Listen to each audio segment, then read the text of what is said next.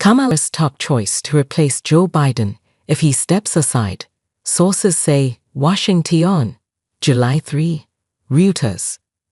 Vice President Kamala Harris is the top alternative to replace U.S. President Joe Biden if he decides not to continue his re-election campaign, according to 7 senior sources at the Biden campaign, the White House, and the Democratic National Committee, with knowledge of current discussions on the topic.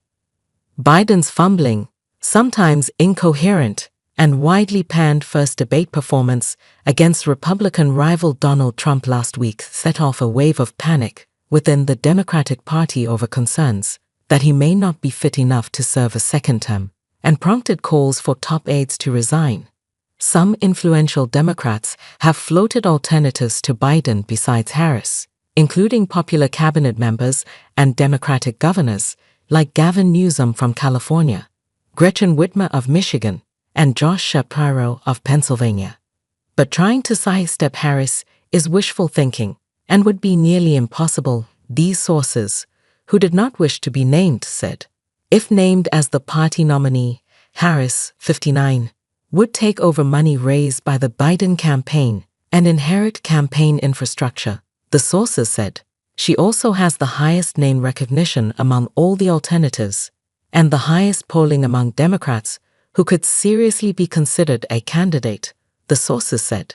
In a Reuters/Ipsos poll published Tuesday, Harris trailed Trump by 1 percentage point at 42% to 43%, a difference that was well within the poll's 3.5 percentage point margin of error, a showing statistically just as strong as Biden's.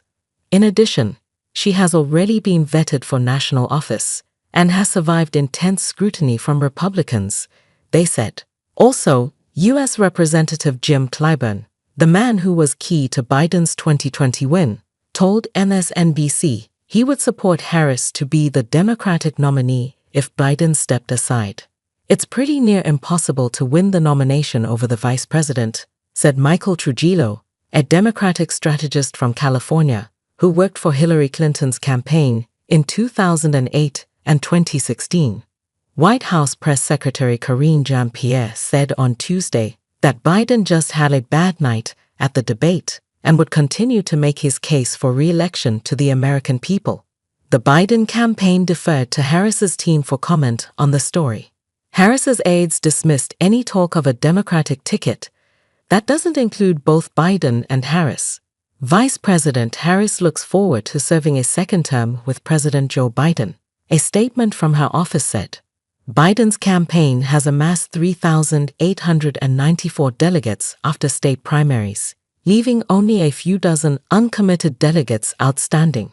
They are expected to formally nominate Biden later this month in a virtual meeting, ahead of the Democrats' nominating convention in August.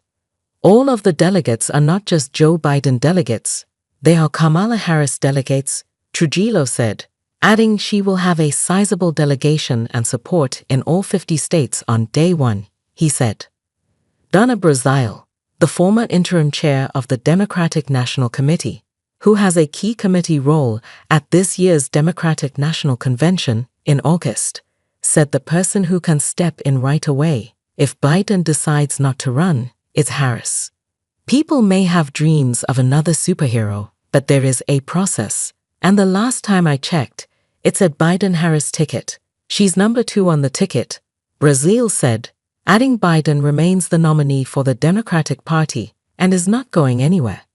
Passing over the first black and woman vice president for another candidate would lead to a backlash from black and women voters who are key to any victory, several Democratic strategists said.